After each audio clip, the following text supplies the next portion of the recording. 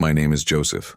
I'm 68 years old and have a lifetime of stories stored in my chest, but none of them marked me as much as the night my granddaughter pulled me by the arm and said, with eyes full of fear, "Grandpa, get out of here. Now." Would you trust someone so young with so much desperation in her voice without asking questions? Well, that's what I did. And that's what saved me. Maybe you're watching this video because you've also felt like something was wrong, even when everyone was smiling around you. That feeling that there is a heavy silence in the air, that behind the courtesy, there is something that has not been said to you. I know this feeling well. I lived it inside my own home, with my own blood. In this video, I'm going to tell you everything. No exaggeration, no inventions. Just the truth of a father who was betrayed by the one he raised and saved by whom almost no one expected. You will understand why that phrase from my granddaughter was the beginning of an outcome that changed my life forever.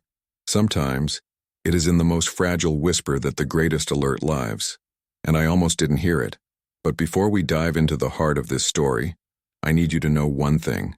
Sometimes, the one who smiles the widest is the one who holds the knife.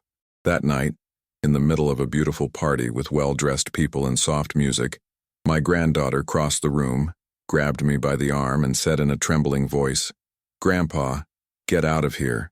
Now." And I left. But what I left behind, it was more than a piece of cake or a table of gifts. It was a trap set by people I never thought could hurt me like this. If you are here, listening to my voice, it is because you may have also experienced something similar. Have you ever felt the ground disappear when you trusted too much? He has had to swallow hard to maintain his dignity. And that's why I invite you to stay with me until the end of this story. If she touches something in there, if you understand what I felt, help me with a simple gesture. Like this video, subscribe to the channel, not out of obligation, but as a silent sign that there are still people who value the truth told with their hearts. I'm going to open a wound here, and all I ask is that you walk with me through it. The taxi dropped me off right at the entrance of Travis's house. It was early evening, and the sky in Denver was with that orange hue that seems to deceive the soul, too beautiful to match what was to come. I went in with the gift under my arm, a toolkit that I had carefully chosen. Nothing too expensive, but practical. Travis always said he wanted to fix things on his own. At that time, I still believed that he was saying that truthfully. The door was already open, and before I could knock, Travis appeared smiling like I hadn't seen in a long time. "Dad, I'm glad you came." He pulled me inside with a strange enthusiasm, too forced. I tried to smile back, but my chest was already tightening. It was as if I had entered a play where I didn't know what my role was. The room was unrecognizable. Those simple sofas were replaced by modern furniture. A huge new chandelier hung from the ceiling. Bottles of expensive brand wine were arranged on a table next to crystal glasses that I had never seen in that house. The soundtrack was instrumental jazz, very low, as if the house was trying to prove something it wasn't. Meredith came to hug me as if she were my favorite daughter-in-law. She wore a sparkling dress, too tight for the kind of event that was supposed to be just a family dinner. "Joseph, you look wonderful. The party is only complete now," she said. The compliment sounded to me like expired perfume. Too sweet? Too uncomfortable? "We've made some improvements since the last time you came, Dad," Travis said, pointing around. I nodded, noting the details. All that transformation didn't match the conversations we had 2 weeks ago, when he called me saying that finances were tight, that business was difficult, and that he needed a push for a new real estate project. I walked around the house looking at everything. The kitchen was full of trays with snacks that looked like they had been ordered from a fancy restaurant. The guests, for the most part, were faces I had never seen. Well-dressed people laughing out loud, talking about investments, startups, travel. No one seemed to know who I was. And at the same time, everyone seemed to be watching me discreetly. I sat in one of the armchairs in the corner of the room trying to fit into it all. Meredith showed up with a glass of red wine already poured. "This is a good one, Joseph. We remembered that it was his favorite. The one you ordered at dinner in Portland, remember?" I smiled politely, but I didn't drink right away. She insisted, resting the glass in my hand too gently. "Let's toast later then." Then Travis brought out another bottle. "Dad, this one you need to try. It's limited edition. He deserves it." I thanked him but said I was going slowly. That's right, he said. But he seemed disappointed that I didn't take it right away. It was at that moment that I saw Molly for the first time that night. She was in the hallway that leads to the bedrooms, leaning against the wall, looking at me. The smile was forced. The gaze does not. I approached. "Hi, my girl," I said, hugging her. "Hi, Grandpa. I'm glad you came," she replied, but without much conviction. Before I could ask anything, Meredith appeared again. "Molly, honey, help here in the kitchen quickly?" She hesitated, but she went. I had that image of her turning her face back, as if she wanted to say something and couldn't. I went back to the salon. Travis called me to take a picture with him, with Meredith, and with the cake. "Dad, let's make this historic moment." I went, but during the pose I felt his arm squeezing me too much by the shoulders, a gesture disguised as affection that in fact was control. Meanwhile, my glass was always full. Every time I took a sip, someone came to complete it. Meredith, Travis, even one of the guests, who I didn't even know who it was, offered me a special drink. Refused. My head was already starting to get heavy, even though I hadn't drunk much. With each exaggerated laugh, with each rehearsed toast, the feeling grew in me that I was the only one in that house who didn't know what was really going on. It is curious how the body feels before the heart understands. My chest tightened. The back of her neck was sweating. My fingertips trembled slightly as I rested the glass on the table. I knew that feeling. It was the same cold I felt the day I was deceived by a partner at the beginning of the construction company. The body warns. It always warns. And if you've ever been in a situation like this where everyone pretended to be normal but you knew something was wrong, comment here. I believe. Sometimes we need to confirm that we are not crazy, that our instinct doesn't lie, that others have experienced this too. I kept smiling because smiling is what we learn to do when we get old. We don't want to spoil the moment. We don't want to be the problem. But inside I was no longer at the party. Molly passed me again, this time faster, without saying anything but with teary eyes. I turned my face and saw Travis whispering to one of the men who were sitting near the stairs, a gentleman in a tie who did not match that environment. They looked at me, then they disguised it. Travis smiled when he saw me looking, waved, and it came towards me. "Dad, I have a surprise for you up there. I want to show you the renovations in the guest room." Meredith did her best. "Let's go there quickly." I stood still. He was already on his back waiting for me to follow him. But what would I do next? It would change everything. What Molly told me minutes later still echoes in my ears to this day. Would you trust a request that comes with tears? Because that's how she appeared for the third time that night, and this time, she grabbed me by the arm, and he whispered something that made me freeze. But that's what I'm going to tell you in the next part. Dinner began with the clatter of cutlery hitting porcelain and rehearsed conversations. Meredith stood up, raised her glass with a magazine smile, and said, "I want to toast to those who believe in family even when the older ones no longer understand business." The room laughed, but I didn't. I stood still. Fork stopped halfway. It was a toast, yes, but it tasted like poison. That kept hammering in my head like a nail that no one hits to the end. I tried to disguise it, but my eyes met Molly's, who looked away at the same time. I swallowed hard and returned to the plate. The food was too good, the wine even better. Everything was too sophisticated for a family that until last week called me asking for money to pay the credit card. Travis struck up a conversation, tried to make me laugh with an old joke about my time at the construction company. I smiled, but inside it was cold. When he finished dessert, he approached with that childish way he always used when he wanted something. "Dad, come and see the guest room. We renovated it entirely. Meredith chose everything. You'll be impressed." I looked upstairs. The staircase seemed longer than ever. I hesitated. "Later, Travis. I want to rest a little now." He insisted. "It will be quick. There's even that armchair you liked." And I, again, said, "Later, son." He pretended to accept it, but disappointment leaked from his eyes like thick oil. 10 minutes later, Meredith appeared, with another glass of wine, the third of the night. "Joseph, why don't you go with Travis to see the room? I did everything with so much affection thinking of you. I even put on her favorite colors." Her voice was soft, but her look, his eyes did not smile. That gave me goosebumps all over. I took the glass, thanked him, and said I was very happy, but that I preferred to stay a little longer down there with Molly. "Molly? Oh, she went to get more ice.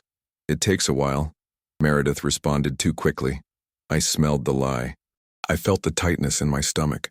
I felt like they were trying to get me out of there, to take me somewhere where I would be alone, out of sight, away from the noise.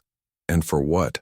That's when I turned around and realized that two men in suits were now sitting at the back of the room talking in low voices with black folders on their laps. That was not a party. It was a staging. Every detail of that night was rehearsed. And I, an old fool, was in the role of a pawn. Smile. I smiled instinctively, but my blood was already starting to boil. I got up calmly, thanked him for the food, and said I needed to go to the bathroom. It was on this path, between the living room and the hallway, that Molly reappeared. And that's when everything changed. Because what she told me, it wasn't just a warning. It was a revelation. A key that would unlock a truth I would rather never have discovered. Are you ready to hear what she whispered? Because that's where my life turned upside down. I was heading towards the bathroom when I felt her hand on my arm. Firm, trembling, hot. "Grandpa, please trust me. Go away now." Those words did not come as a request. They came as a warning. Molly's face was pale, her eyes wide, and her mouth seemed to struggle not to tremble. "But what's wrong, my girl?" I asked softly, my heart racing. "I can't explain it now. Alone. Will." I looked around. Meredith laughed in the room. Travis chatted animatedly with those lawyers. No one was looking at us. Just Molly. Only she really saw me. And at that moment I decided, between doubt and my granddaughter, I chose to trust her. "Okay," I mumbled. "But tell me something. Are you okay?" She just nodded, tears welling up without permission. "I understand. It wasn't just for me. It was for her too." I went back to the living room and took my coat. Travis saw me and ran to me. "Dad, where are you going?" "Congratulations are about to begin." Meredith appeared right behind with a dessert plate. "You didn't even touch the cake, Joseph." I faked a smile. "Sorry, I'm feeling a little dizzy. Better to go rest." "We prepared this with so much care," she said, forcing a sweet voice. "It's just a little longer." "It can't, daughter. Tomorrow we'll talk." Travis tried to block the door with his body. "Dad, really? Are you going to leave like this in the middle of the party?" I looked him right in the eye. "Yes." I walked past it slowly, with the same stride I'd used my whole life to cross a construction site in silence, even when everything was falling apart. I walked through the front door and closed behind me, listening to the muffled sound of nervous whispers. When I got into the taxi, I took one last look out the back window. There she was, Molly standing at the upstairs window looking at me. She raised her hand as if she wanted to hold me even from afar. My chest tightened. He didn't know what had escaped yet, but he knew it wasn't small. And I knew it too, that it didn't end there, because what my granddaughter didn't say in words I was going to find out the next morning. And then everything started to fall into place. Everything. Would you be ready to know what it was? Because the truth came as a punch. And she didn't come alone. I got home and went straight to the living room armchair without turning on any lights. Only the glow of the street coming in through the curtain. I stood there for a while quietly, listening to the ticking of the clock on the wall. Silence is sometimes a cry that we understand too late. I picked up the phone with my hand still cold and dialed Molly's number. She answered the second ring, cried, "Grandpa, forgive me for not being able to speak sooner." I heard everything. My heart, which had been holding on too much, stopped for a few seconds. "All what, daughter?" I asked, although deep down I already knew. "They were going to get you drunk and take you upstairs. The documents were ready, the lawyers waiting. You were going to sign the transfer of the company and I wouldn't even notice. I heard Dad saying that you don't even read properly anymore, that you're too old to understand contract." Mom laughed. "He said that tonight was going to be the perfect closing." "Grandpa, I was there. Hidden behind the door, I heard everything." I didn't respond immediately. I just looked at the living room floor, where my shoe on my left foot was still lying on its side. In my head, images were playing like burnt film. Travis Small, sitting in the back of the truck with me. The time he fell off his bike and I stayed the whole night in the hospital with him. The first house I helped him buy. And now, that. "Molly," I said, my voice almost choking. "You saved me. I don't know how to thank you." She cried even more. "I just couldn't let it, Grandpa. I couldn't." I promised that we would talk calmly another day, and hung up. The room was still dark, but now, more than dark, it looked cold. And it wasn't the cold weather outside. No, It was the cold when our soul takes a punch that leaves no mark on the outside, but destroys everything on the inside. I stood there, motionless, for more than an hour, thinking. I didn't speak, I didn't cry, I didn't scream, I just stayed. Because there are pains that don't make noise. There are betrayals that do not come with blood, but that hurt more than any cut. And look, if you've been here with me so far, listening to this story, I wanted to ask you something. I'm here opening my heart, telling what no one likes to remember. If you're listening, leave a like on this video and subscribe to the channel. It's not out of vanity, no. It's just so I know that there are people on the other side who still believe that old people's stories also matter. I still have a lot of things in store to tell you. That morning, lying sleepless, I understood that this night had not been all about almost losing the company. It had been about losing what was left of hope in my own son, and yet something in me began to rise. Because I knew what they wanted from me, they weren't going to take it easy. But what I discovered in the following days, that was much worse than I could have imagined. Have you ever felt deceived to the point of doubting your own memory? Because that's what comes now. That morning, lying on my side in the bed that seemed harder than usual, my head became a mill of memories. I tried to sleep, closed my eyes, turned to the side, but it only took a second of silence for the memory to open the door and enter without asking permission. I started to see Travis as a boy, running in the backyard of the first house I bought with so much sacrifice. The image came to me of him smiling with the first hammer in his hand, saying that he wanted to be like me. Then, like a movie that breaks in the middle, came the other Travis, the man who fell into an investment scheme in Miami and called me crying, asking for help to get out of debt, the same one who promised to return everything in 3 months but never paid a penny. I remembered the day I knelt down to pray when he almost lost custody of Molly, and I myself was the one who held the girl in my arms while the two yelled at each other in the hallway of the courthouse. I was the one who paid the lawyer. I was the one who renovated his house. I was the one who took money from my retirement so that he could start over after the second business failure. And what did he do with all this? Used. He always used it. With each memory that emerged, it was as if a new knife was driven deeper into my chest. I wondered if at some point he loved me, or if I was always just a resource, a useful old man, and when it was no longer useful, an old disposable. I looked at the ceiling. The streetlight drew shadows on the wall of the room. I felt small, as I hadn't felt since I was a boy. The worst of all was to realize that this story had not begun at that party. No, it had been dragging on for years. I was the one who refused to see. Out of love, out of hope, out of fear of accepting that my son, it was someone else. There is a cruel thing about realizing that we spent our lives trying to teach character and reaped ingratitude. But there, lying down, a hard lucidity came to me. All the times he lied, who fooled me, who ran away from responsibilities. I ran my hand over it. Because he was my son, and because I thought that to forgive was to love. But love that swallows everything without confrontation turns into weakness. And I was too weak. I sat on the edge of the bed. I looked at my wife's portrait on the bedside table. "Would you be disappointed in me?" I asked in a low voice.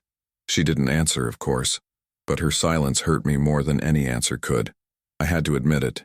I didn't want to see Travis as he was. I wanted to believe in the image of a son that I created in my head. The good boy, the lost man who could still change. But no, not after what Molly told. That was not a mistake. It was flat. It was coldness. And it was cowardice. And then, something inside me changed. Subtle but definitive.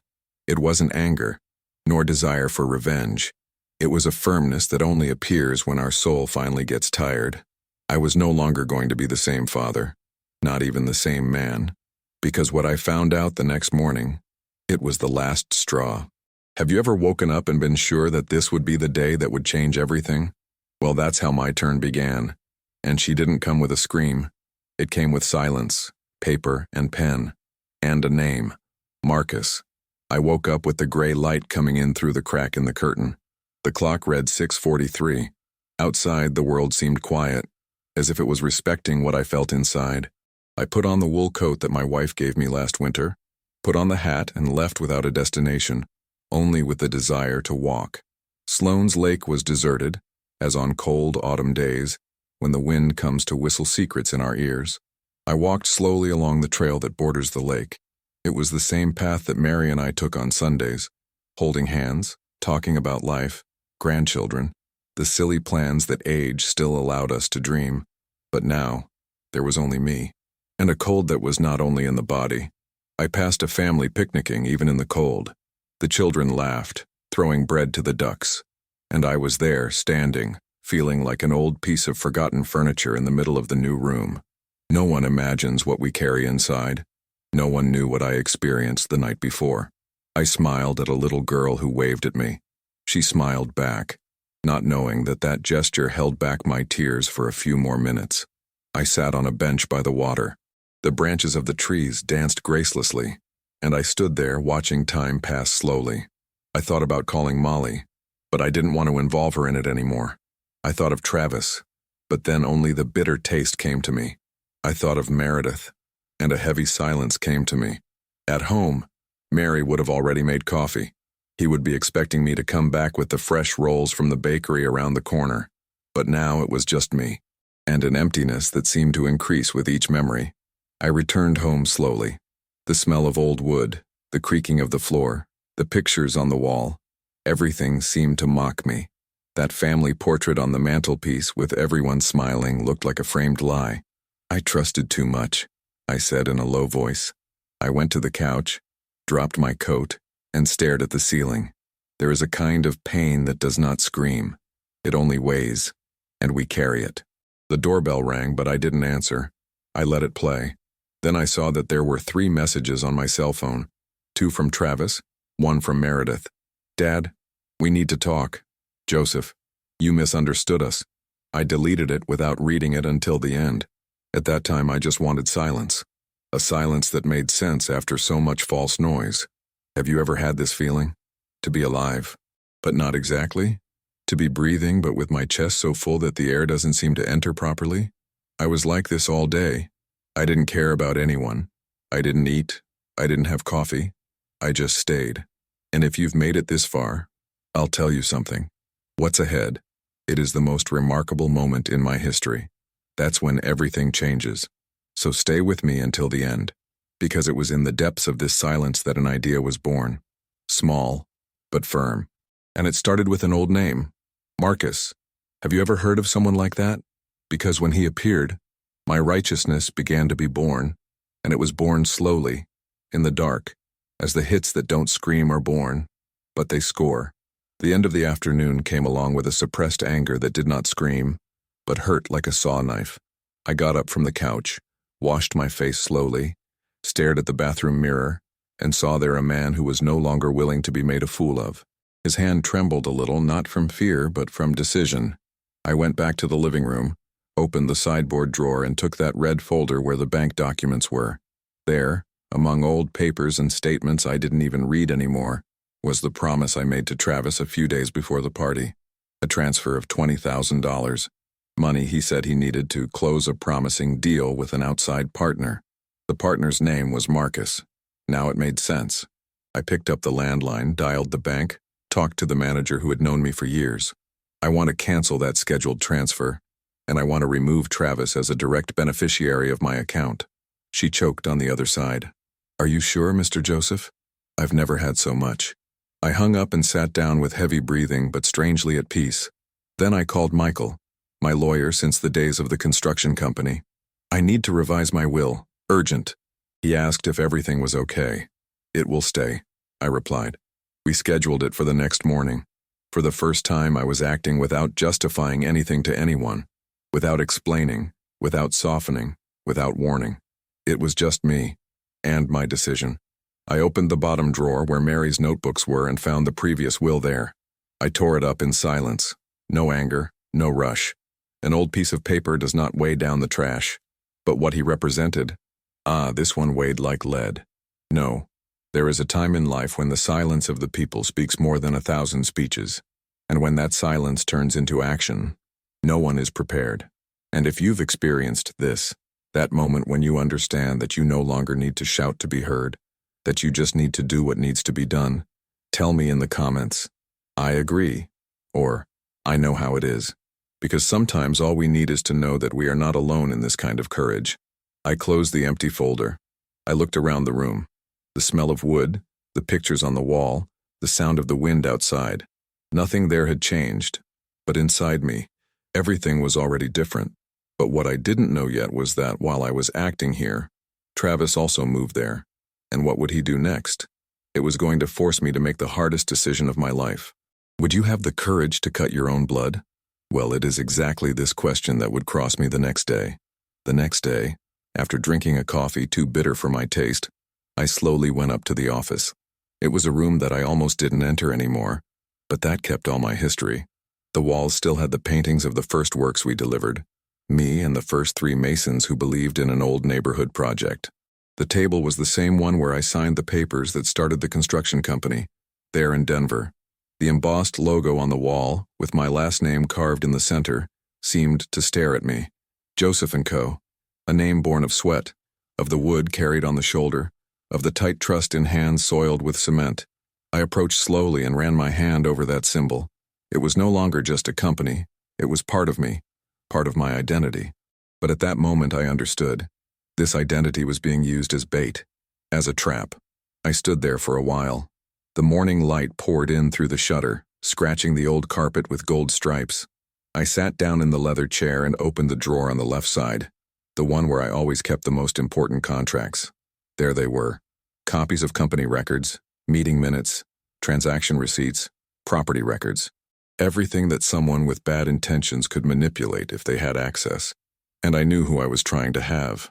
I remembered the little Travis, playing with building blocks next to me while I drew foundation plans.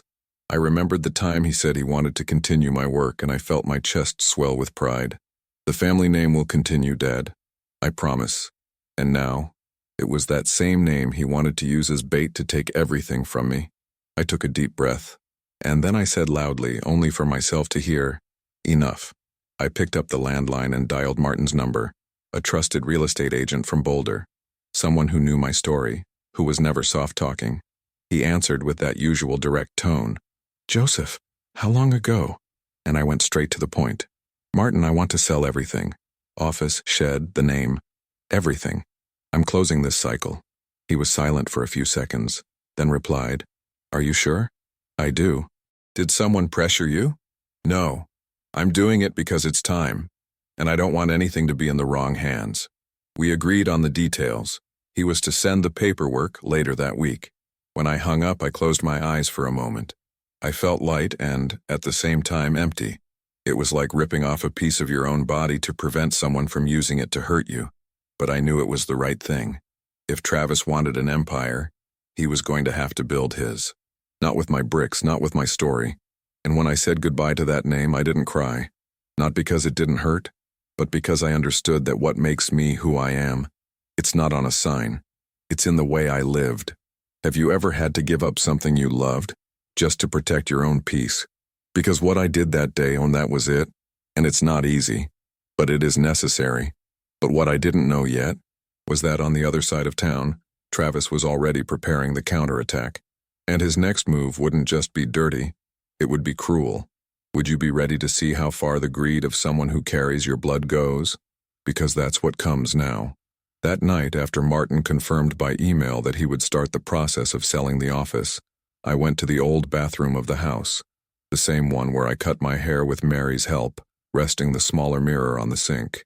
I turned on the yellow light that flickered a little, looked straight at the cracked mirror in the lower corner. I saw myself, but it wasn't the same man who used to look back at me.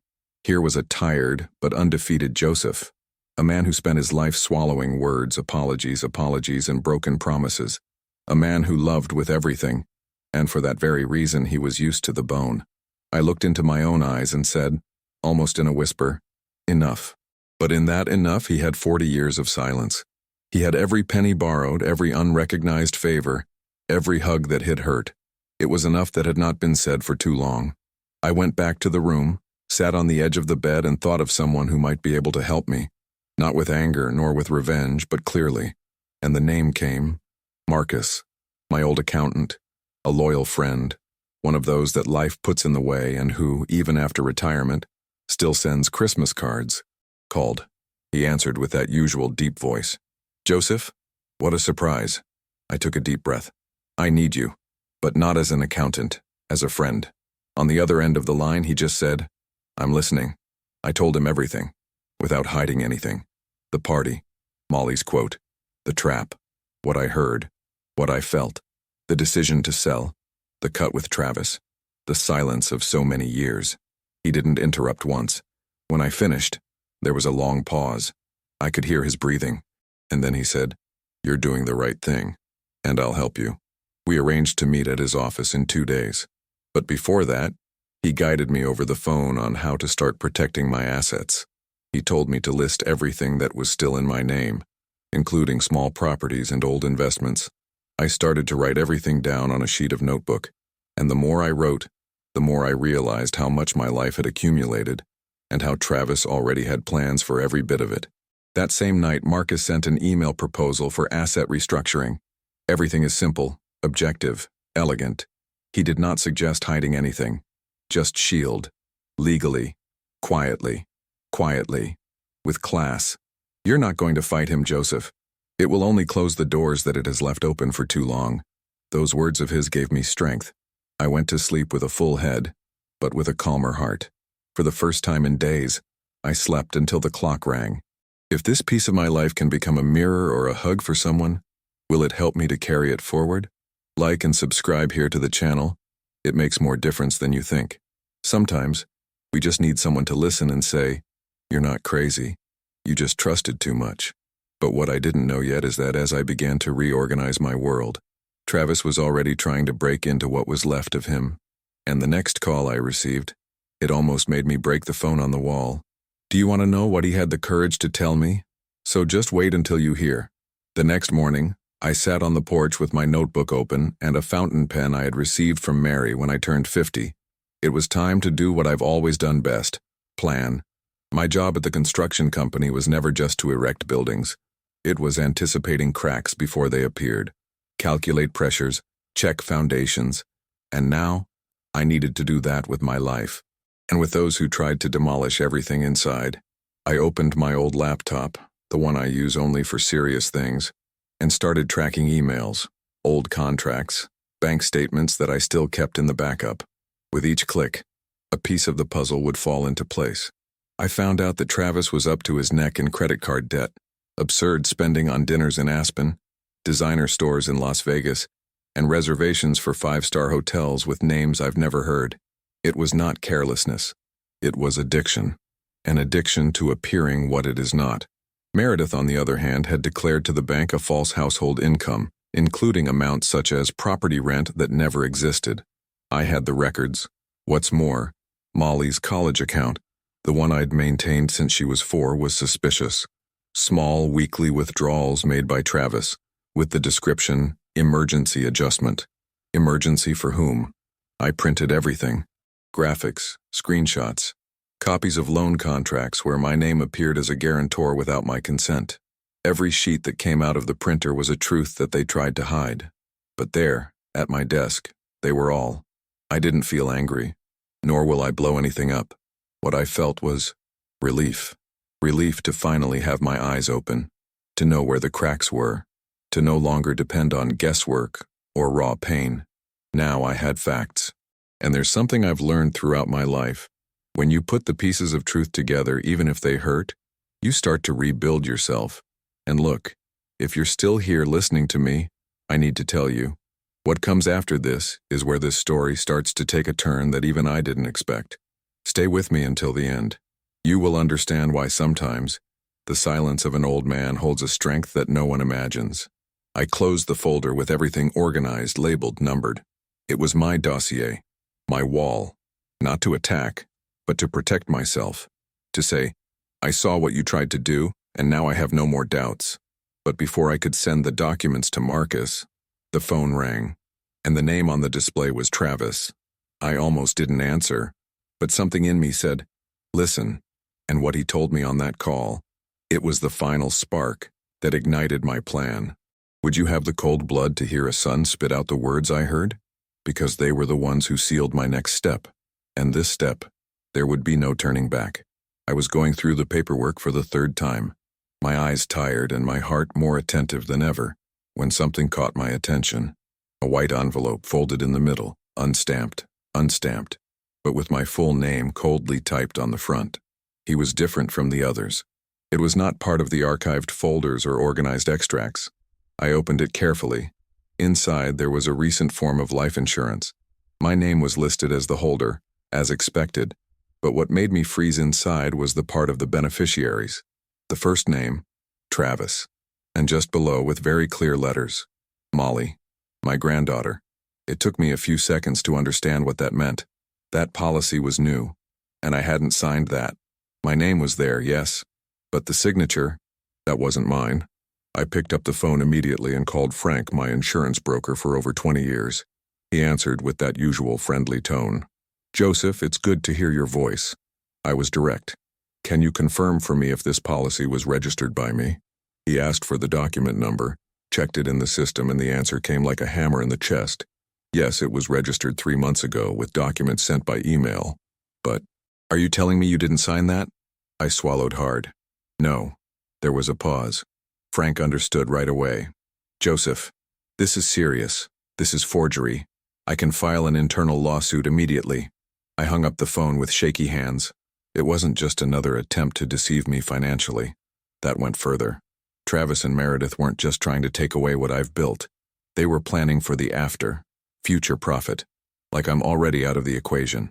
As if my life was just an obstacle before the award. And what hurt me the most, went to see Molly's name there. I got up from my chair, took 2 steps to the hallway, and leaned against the wall. The house seemed to turn a little. I took a deep breath.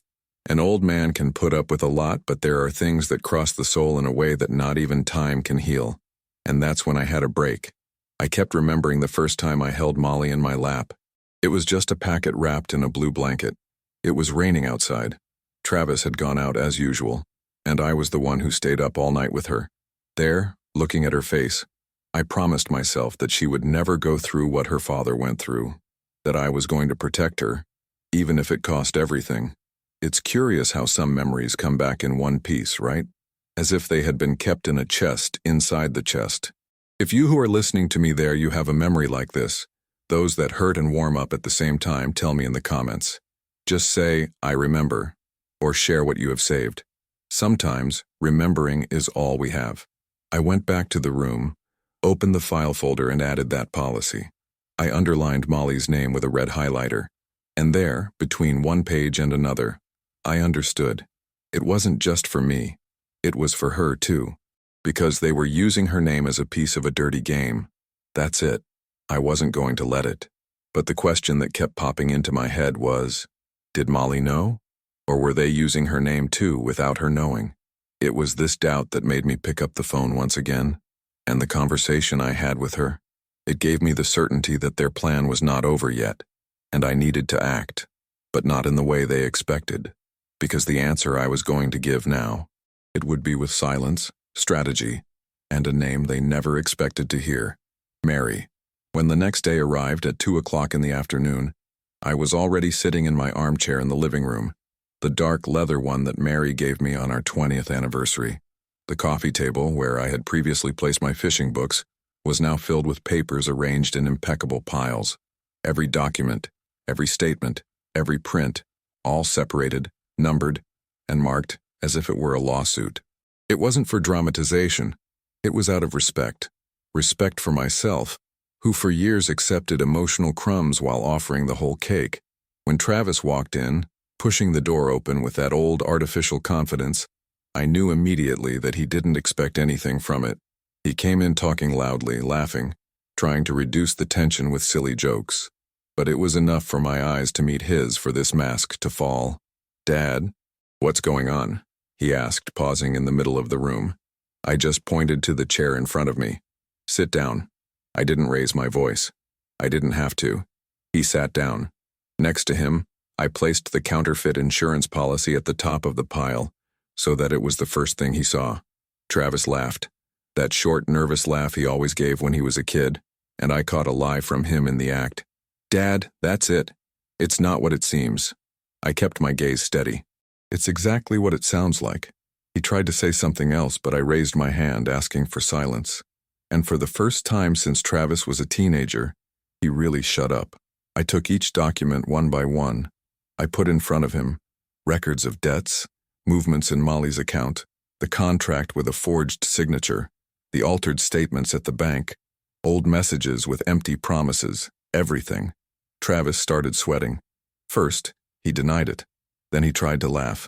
Then he tried to blame me.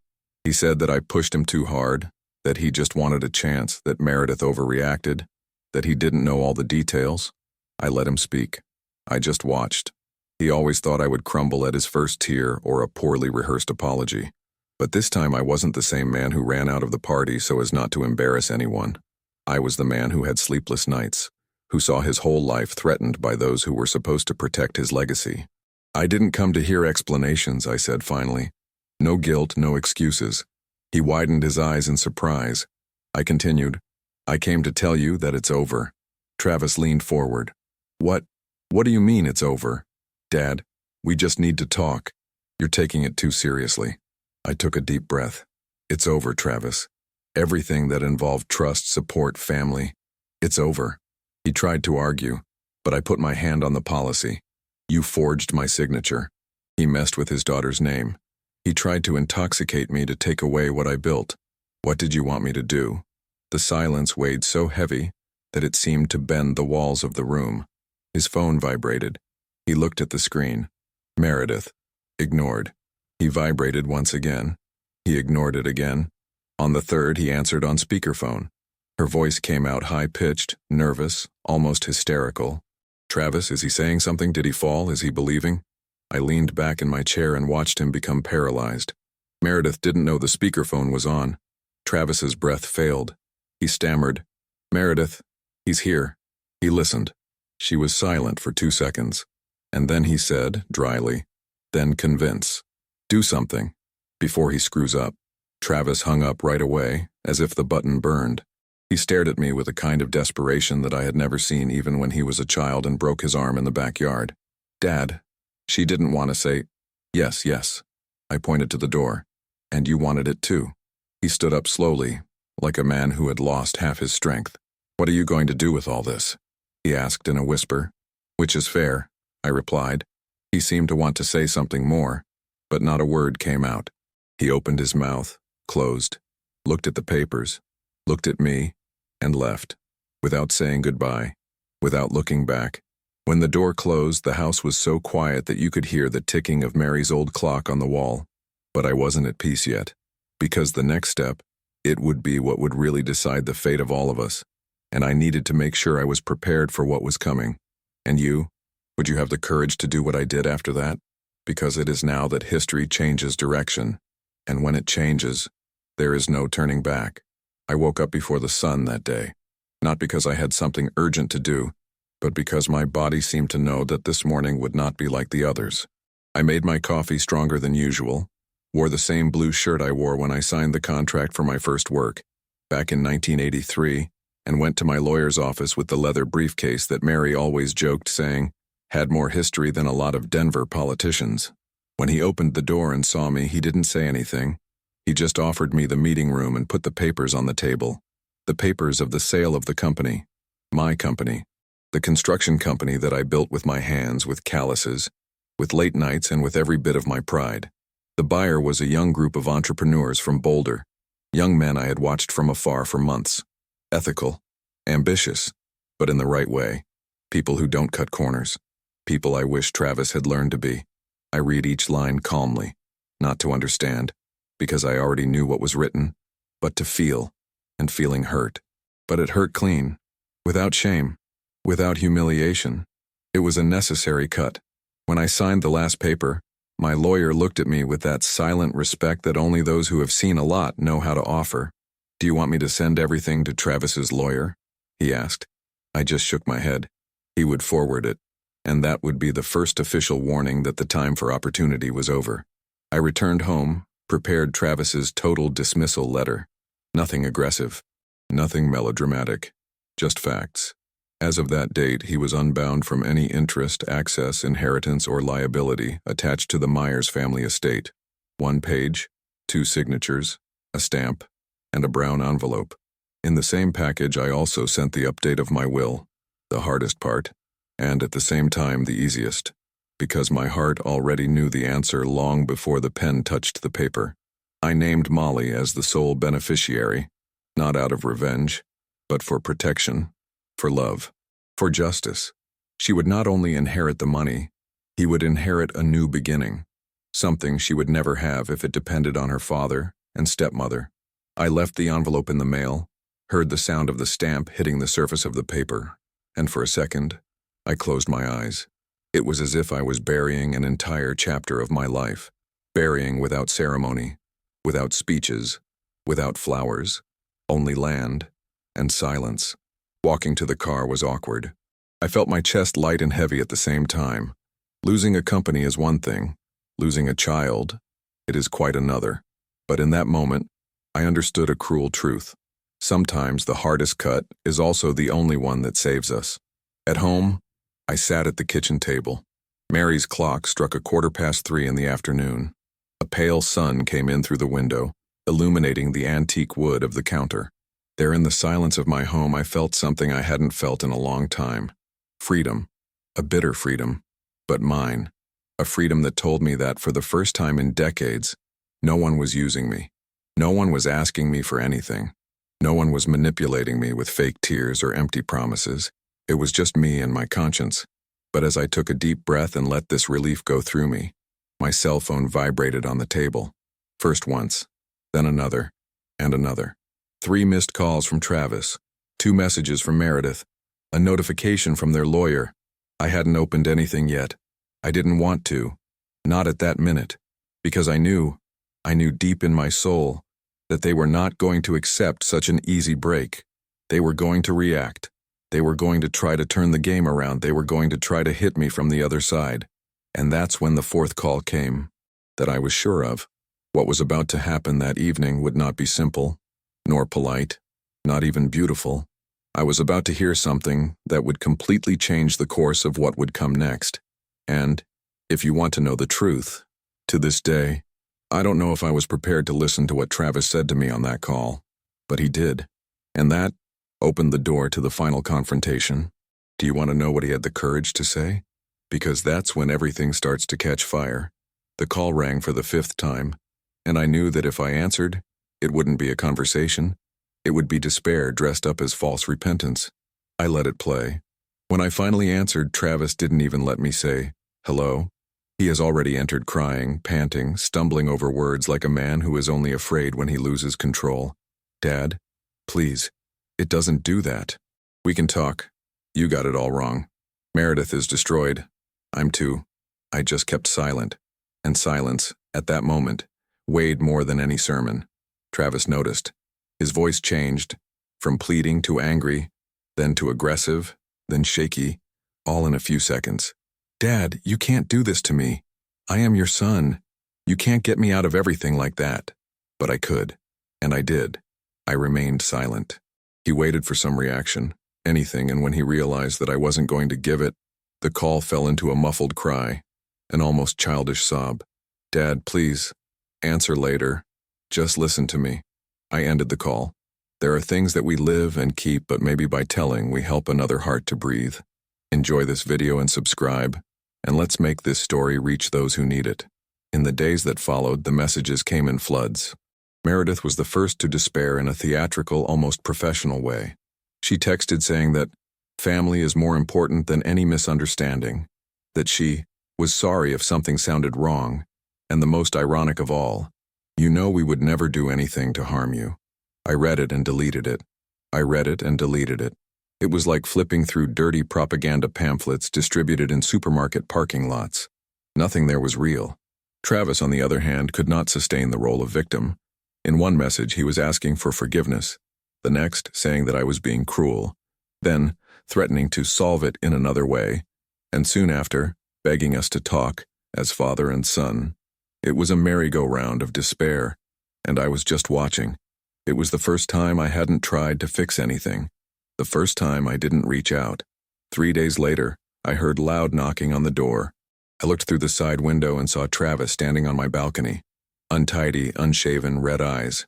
He looked smaller than I remembered. Maybe it was desperation. Perhaps it was the truth, finally weighing on him. I didn't open the door. I just stared at him through the window. He saw me, and it was as if that vision shattered the rest of the hope he had. He tried to speak through the glass, tried to gesticulate, tried to convince me to open it. I stood still, an old man standing behind a window, protecting the little that was left of herself. After 10 minutes, Travis lowered his head, walked to his car, and drove away without looking back. The next day, Meredith sent a formal email, filled with words chosen as if she had spent the entire night consulting dictionaries.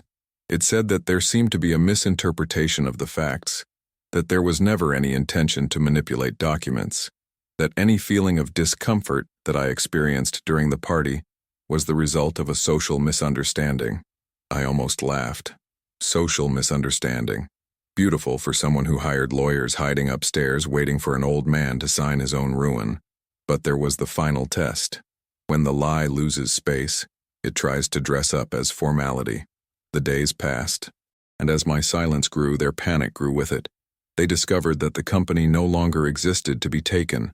They discovered that the will had changed. They discovered that I had not fallen into the trap of the party. And what scared the two the most, it was realizing that they lost everything without scandal, without fighting, without an audience. They only lost. In the cruelest way for those who live by appearance, in silence, calmly, in the retreat, in class. But one thing still needed to happen, and that late afternoon when the phone rang with an unknown number, I already knew it wasn't Travis. It wasn't Meredith. He was someone who shouldn't be stuck in the middle of this war. And what this voice told me, it changed everything again. Do you want to know who it was? Because this person appeared just when I thought I was ready to end this story. And it wasn't. There was still one last truth waiting to be revealed. I always believed that life had its own way of settling accounts, without us having to raise our voices or get our hands dirty. And that's exactly what began to happen in the following weeks, when that unexpected call, which I'll tell you about later, opened the door to a sequence of events that I never imagined witnessing. Travis's firm, the one he said was the future of the city, began to crumble like a wet house of cards. First, it was the contracts that evaporated. Without my name as a guarantor, without my company as a reference, and without the credit he used as a crutch, no supplier wanted to renew the agreement. One by one, old clients canceled projects, saying they preferred to wait. But I knew what that meant. No one trusts a man who built his reputation by taking shortcuts. Then came the financial part. The bank suspended the credit line he used to keep the company breathing. The late installments piled up. And when the institution opened his history, they found exactly what I already knew. Old defaults, ignored debts, expenses that didn't make sense. Travis tried to argue, tried to justify, tried to push the blame onto anyone who was within reach, but himself. But the truth is that the mask has fallen, and when the mask falls, emptiness appears. Meredith, for her part, thought she could row against the tide on her own. She called the bank where she worked with that professional attitude that she displayed so well, but it didn't last long. An internal audit was opened because of inconsistencies in the documents sent in recent months, and these inconsistencies had a first and last name, the line of credit she got using counterfeit income, the doctored signature on my form, the manipulated statement, everything there, in the hands of people who have no patience with fraud. She tried to deny it, tried to say it was a system error, even tried to blame Travis. But documents, they don't lie. There were weeks of auditing, closed meetings, embarrassed silences, until an official email came out. Meredith was suspended until further notice. The career she built with such exhibitionism began to melt like ice in the Denver sun. And the worst thing is that, in that situation, she couldn't turn to anyone. Not Travis, not the bank, not me. The neighbors. The neighbors. They don't speak very loudly, they don't point fingers, but they comment. They always comment. That whisper that crosses the street, that passes through the gate, that crosses the hedge. Did you see it? It looks like they're in trouble. I heard they lost their jobs. I don't know what happened, but there were police in the office. Discreet comments, but impossible to ignore. And me? I kept going out to water my plants, walking around the neighborhood, stopping to talk to the lady of the beagle next door. Not with a smile of revenge. It was never about that. But with the serenity of someone who knows that, for the first time, he doesn't need to save anyone from himself. Because that's the hairiest truth about betrayal. Whoever cheats doesn't fall because someone pushes. It falls because it built its own precipice. And at this point in the story, I want to confess one thing to you. Sometimes for us to keep breathing, we need to drop those who chose to throw themselves. It sounds hard, but it's liberating. And if that makes sense to you, stay here with me, because what's ahead is where this story gains the real weight that it's always had behind it. I followed everything in silence. I didn't make a call. I didn't give advice. I didn't offer money. I didn't try to put out any fires. I just watched, far and away, closely, from within my own heart. And I confess that it hurt to see my son in that situation. But it was a different pain. It wasn't guilt.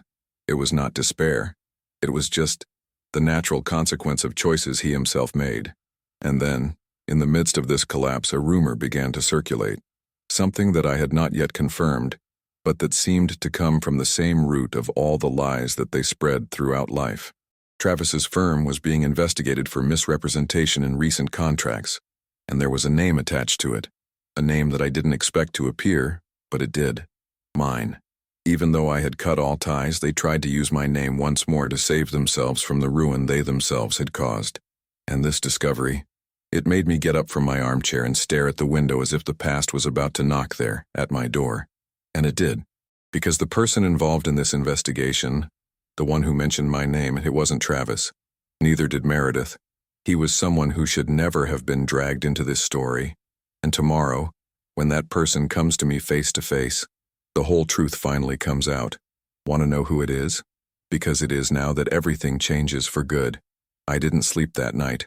I walked around the house as if looking for a sound that no longer exists. Until when the sky began to clear behind the mountains of Denver, I felt a need that I had been pushing for months to follow, to visit Mary's grave. I don't know why I postponed it so much. Maybe because talking to her always brought a mixture of strength and weakness that at that point in my life I didn't know if I could face. But that morning, I knew I was the only person I really needed to talk to. I grabbed the bouquet of white lilies, her favorite flowers, and drove quietly to the cemetery in Wheat Ridge. The cold March wind was blowing through the coat, but that didn't bother me. I walked slowly, with heavy legs, enjoying each step as if I were coming home. When I found her tombstone, I felt that impact that always comes, as if absence had weight, a real weight, which tightens the chest and slowly descends through the stomach. I knelt down, fixed the fallen petals, cleaned the dust with my hands. Mary. The word came out so low that only I heard it. I sat on the stone bench next to it, the same one where we sat on the day we buried her mother, and let the body rest. And there, without any audience, without any defense, I told everything. I told him about the party, of the wine served insistently, Damali shaking as she asked me to leave. I told him about the falsified policy, the doctored documents, Travis, of our boy, so lost that he became a threat inside his own home. And when I mentioned his name, I felt something give way inside me. I tried, Mary. You know I tried. The words came out trembling. For 40 years I covered, I forgave. I gave what I had and what I didn't have. I called love what, deep down, was fear. Fear of losing a child who was already lost. I stared at the cold marble, waiting for her to answer in the silent way that only those who truly loved understand. I protected him beyond measure, and I protected people who would never protect me. The wind shook the lilies, and it was there that I said something that I had never had the courage to admit, not even to myself.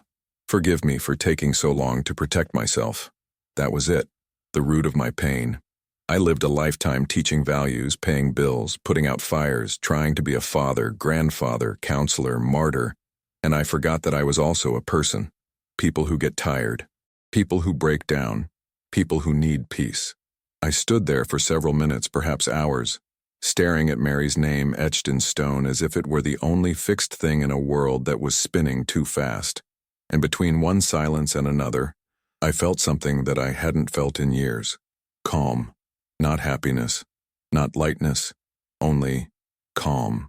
The simple feeling that I had finally stopped swimming against a current that only dragged me along. I promise, Mary, that the time I have from now on I will live right, without carrying anyone on his back, without begging for love, without bending myself to fit into the world of those who have never seen me. The sun began to come out from behind the clouds.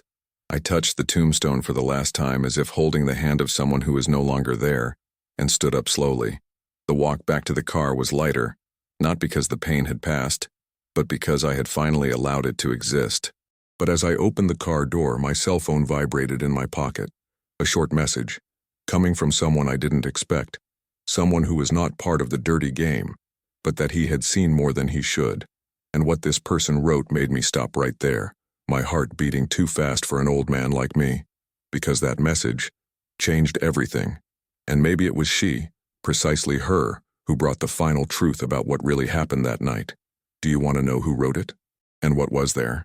Because it is exactly now that the last piece of the puzzle begins to appear. When I picked up my cell phone in the cemetery parking lot, still with the cold wind hitting my face, I saw her name on the screen. Molly. It wasn't a call. It was a short message, sent a few minutes ago. Grandpa, I left something for you in your mail. Please read it when you get home. My heart tightened the way only true love does. Slowly, steadily, and without asking permission. I drove back to Lakewood with my hands more shaky than I care to admit. It was not fear. It was a deep kind of emotion that I hadn't felt since she was little and would come to show me her drawings in the kitchen. When I got home, I found the white envelope in the mailbox, the name Grandpa Joseph handwritten, in the same delicate handwriting she had when she left me notes taped to the fridge, asking me to go to her science presentation. I entered, closed the door, sat in Mary's armchair, and opened it slowly, as if opening a memory kept for decades. The letter read like this: Grandpa, I know everything. I know the documents. I know the attempted fraud. I know what they tried to do to you that night. I heard more conversations than I counted. I heard things that I didn't have the courage to repeat. And it pains me to know that they, my own parents, have come this far. But it also hurts to know that you endured this alone. I wish I had done more. I wish I had said it earlier. I wish I had seen it before. Grandpa, I know you tried to protect everyone your whole life. And even when I asked you to leave that night, you still tried to preserve my father from shame. I saw that, and that's why I made my decision. I cut off all contact with them. Not because I hate my parents, but because I finally understood that love is not about turning a blind eye to what hurts. I can no longer pretend that they did not do what they did. I can no longer allow them to use my name and yours to save themselves from their own abyss. I want to be different, Grandpa. I want to honor what you have built, not with money, but with character. I want to follow a path that Mom would be proud of if she were here. And I want to be close to you. If you will, I would like to spend the summer there at the Lakewood house, helping in the garden, cooking together, walking on the lake like we used to. I miss us. I miss you. Thank you for trusting me that night. I don't know what would have happened if you had stayed, and I don't even want to imagine. What I do know is that if there is anyone in this family who deserves peace, it is you. Let me repay a little bit of what you have done for me. With love, Molly. I finished reading with trembling hands, not of sadness, but of something I no longer recognized, a timid but lively hope. Molly, the last thread of light left among so many shadows. She didn't want money. He didn't want an inheritance. He wanted nothing more than presence. Really, from scratch. And there, in that simple letter, was everything I had needed all my life. Recognition, not for grandiosity, but for who I was, even when no one saw it. And I tell you, an old man, when he receives such a gesture, almost feels the world again with the heart of a child. I smiled to myself, looking at the door as if she was going to enter at any second. I smiled for the first time in months, maybe years, not out of revenge, not for victory, but because I knew that my legacy, finally, was in clean hands. I placed the letter on my chest, closed my eyes and took a deep breath. But before I could keep that peace completely, I heard footsteps in my backyard, and a familiar voice calling me by name, a voice I didn't expect to hear so soon, a voice that still had one last truth to offer me. And this truth, it would be the one that would close everything. Do you want to know who was there outside? Because it is now that history reaches the deepest place of all. When I heard that voice in the backyard calling my name, for a second I thought it was Travis again. But no. When I opened the back door, I found Ben, my neighbor of decades, the same one who always helped me put up the Christmas lights when Mary was still with me. He took off his cap, straightened his coat, and just said, "Joseph, I learned a few things. If you need any help, I'm here." It was not curiosity, nor judgment. It was just humanity. And I felt, at that moment, that life had given its last answer. I didn't need to explain anything. I didn't have to justify anything. The world around had already seen what it needed to see. Travis and Meredith faced what they sowed. His firm officially closed its doors 2 weeks later, and she had her license suspended indefinitely. Each one went their own way, far from mine. Molly arrived at the beginning of the summer with a small suitcase, a shy smile, and a hug that seemed to patch up everything that was torn in me. Living with her in the house these days gave me back a sound that I had already forgotten, that of a living house. We cooked, walked by the lake, laughed at nonsense. We don't talk about her parents not because we avoid it, but because sometimes life knows what needs to be silent. And I found peace. Really. My house is still quiet, but it is no longer that heavy stillness of abandonment. It is a stillness full of air, breath, dignity. Today I walk through City Park early in the morning, as I did today, and look at the city moving nonchalantly. And I think, I wasn't weak. I was loyal as far as I could.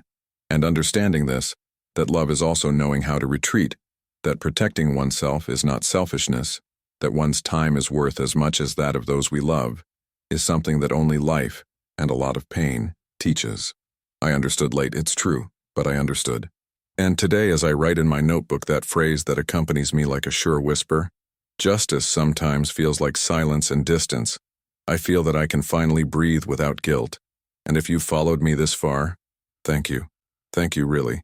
Stories like this are not easy to tell, and knowing that you stayed with me until the end warms the heart of this old man here more than you think. If you can leave me a like, for me, it's like a silent hug. And if you want to sign up, consider this an invitation to come back here. Have a coffee with me and listen to other stories that life has left me in store. Also tell me which city you're watching from. I like to imagine where this conversation goes, in which room or balcony my voice rests for a few minutes. And it activates the bell so you don't lose it when the coffee is ironed again. Don't go away yet. Listen to the next real story that will appear on the screen. Always remember, each wrinkle tells a story, and each story carries a strength. Watch the next video here on the channel with another incredible story.